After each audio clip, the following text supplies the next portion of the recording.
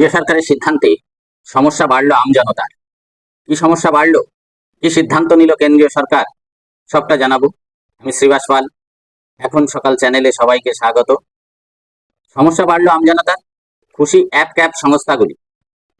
চাহিদা বেশি থাকলে মূল ভাড়ার দ্বিগুণ পর্যন্ত যাত্রীদের থেকে নিতে পারবে অ্যাপ ক্যাব সংস্থাগুলি। সড়ক পরিবহন মন্ত্রকের ভাড়া বৃদ্ধি, যাকে সারপ্রাইজ বলা হচ্ছে, এই নির্দেশে এতে ওবর, ওলার মতো সংস্থাগুলি পোয়া বারো। কিন্তু প্রশ্ন উঠছে, এই সিদ্ধান্ত ভাড়া বেড়ে গেলে চাপ বাড়বে সাধারণ মানুষের পকেটে। তাছাড়া এতদিন বেশি ভাড়ার ক্ষেত্রে সংস্থাগুলির দিকেই আঙুল উঠত, এবার খোদ সরকারের সিদ্ধান্তেই তারা বেশি ভাড়া নিতে পারবে। ইতিমধ্যে এই সিদ্ধান্ত নিয়ে মোদী সরকারকে তোপ দেখেছে কংগ্রেস। এর সাহায্যে আমজনতার পকেট কেটে সংস্থাগুলিকে দেওয়া হচ্ছে বলে অভিযোগ বিরোধী দলগুলি। সংস্থাগুলি অবশ্য এই সিদ্ধান্তে খুশি। উল্লেখ্য, এতদিন 1.5 গুণ পর্যন্ত বেশি ভাড়া নিতে পারত তারা।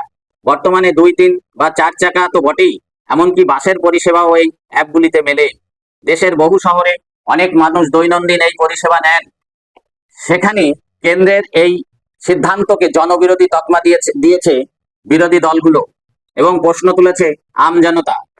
টালিগঞ্জ এলাকার বাসিন্দা এবং সল্টলেকের তথ্য প্রযুক্তি তালুকে কর্মরত সরজিৎ বসুর কথায়, এমনিতে গত বছরে ওলা ওবর যেভাবে ভাড়া বাড়িয়েছে তা বলার নয়, এবার সারপ্রাইজ দ্বিগুণ হয় তা আরো বাড়বে।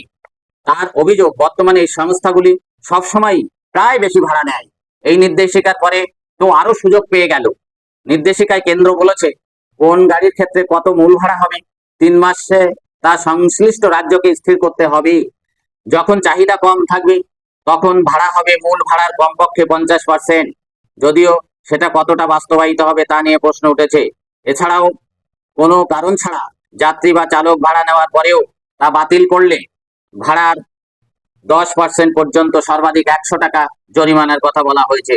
তাহলে সব দিকে আমজনতার ক্ষতি।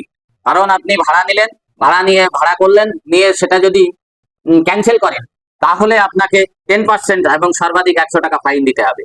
তাহলে ভাড়া নিয়ে যদি ক্যান্সেল করেন তাতেও আপনার টাকা গুনতে হবে, আবার বর্ধিত টাকা। এমনি ক্যাবগুলোর যা ভাড়া, গাড়ি ভাড়া যা বাড়িয়েছে আমজনতার, সেটা দিতে কষ্ট, এখন যদি দ্বিগুণ দিতে হয় তাহলে আরো কষ্ট হবে। তাহলে বুঝতে পারছেন কিভাবে সরকার পাবলিককে মারছে। এখন এই পর্যন্ত, ভালো থাকুন, সুস্থ থাকুন, ধন্যবাদ সবাই।